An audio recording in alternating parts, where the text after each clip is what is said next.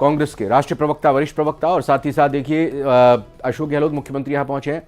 सुनते हैं क्या कुछ कह रहे हैं। बिल्कुल तैयारी के साथ ये कागज लेकर, जाहिर तौर पर इन पे पॉइंटर्स, नोट, जिन बातों को इस प्रेस कॉन्फ्रेंस में रखना है, सीधा यहीं का ऑडियो हम सुनाते हैं आपको।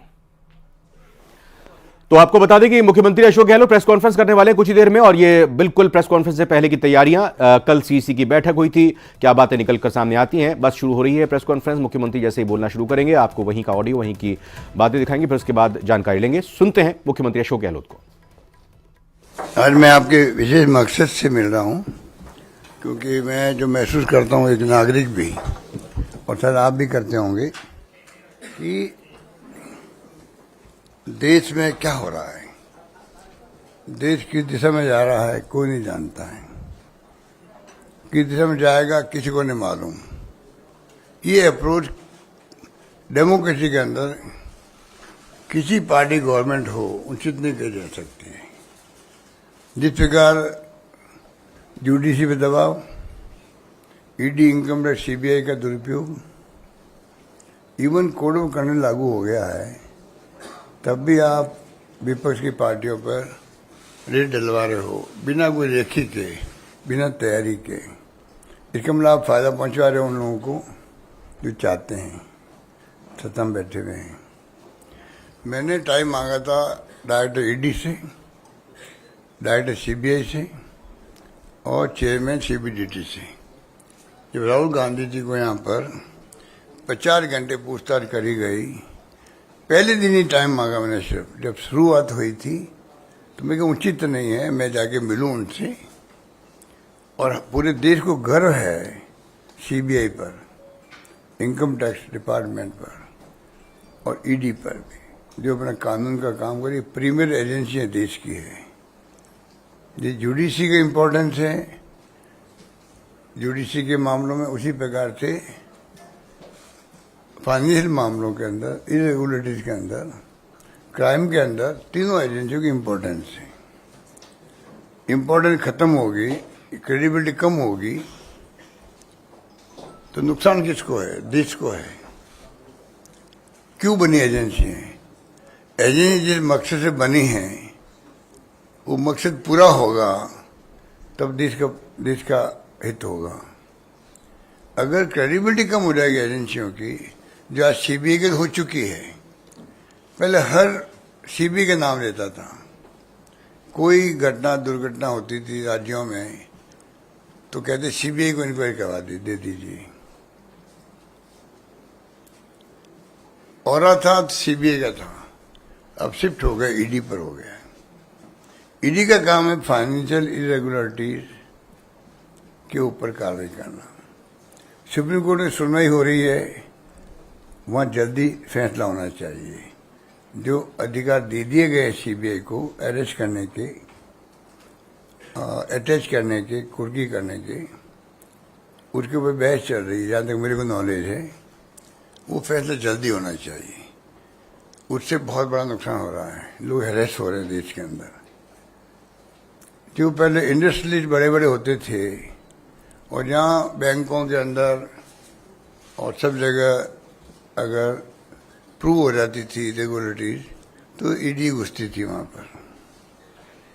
अब पॉलिटिशियन में घुसने लग गई है सब जगह। महाराष्ट्र के अंदर देख लीजिए, दिल्ली में देख लीजिए, राज्यों में देख लीजिए, छत्तीसगढ़ में देख लीजिए, जहाँ चुनाव आते हैं ईडी पहले पहुंचती है। ये जो मैंने उस वक्त टाइम मांगा था तीनों से, मैं मिलना चाहता हूँ आपसे आकर के। मैं एक राज्य का मुख्यमंत्री भी हूँ, 5.5 करोड़ की जनता से ज़्यादा वहाँ पर है। 4.5 करोड़ तो 7 करोड़ के लगभग आबादी है, उनको रिप्रेजेंट करता हूँ। मैं आगे बताना चाहता हूँ कि आप एजेंसी की क्रेडिबिलिटी नीचे जा रही है, जो नहीं जानी चाहिए। हम चाहते हैं कि आपकी विश्वसनीयता बनी रहे, बल्कि आगे और बढ़े। हम आपके साथ हैं। जहाँ फाइनेंशियल इरेगुलरिटी हो रही है, करप्शन हो रहा है, क्राइम हो रहा है, आप कड़ी से कड़ी कार्रवाई करो, तत्काल करो, जेल भेजो, अटैच करो प्रॉपर्टी, हम स्वागत करेंगे आपका। पर जिस प्रकार से आप इशारों पर, ऊपर के दबाव पर, ये साफ जाहिर पूरा देश देख रहा है, तो गांव तो भी चर्चा होने लगी, गांव के अंदर भी, कि ये क्या हो रहा है।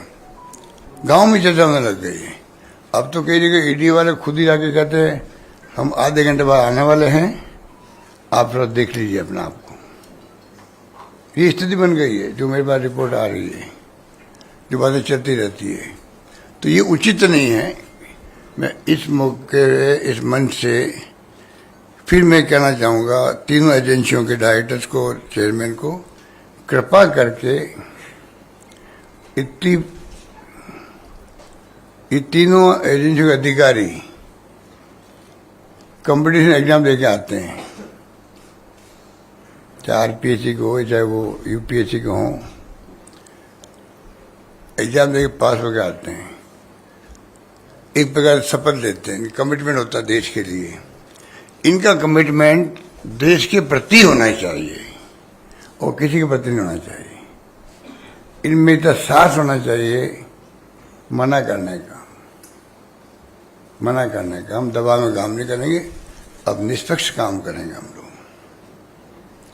अब जो स्थिति बन गई देश में, वो उसी प्रकार बन गई है जैसे आपने देखा होगा। और मैंने आंकड़े देखे हैं कि 10 साल लगा शासन था यूपीए का।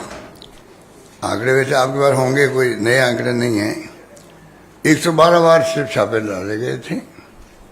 आप तो बहुत सीनियर लोग बैठे हैं। और अब जो है 9 साल लगभग हो गए, 3010 छापे डाले गए।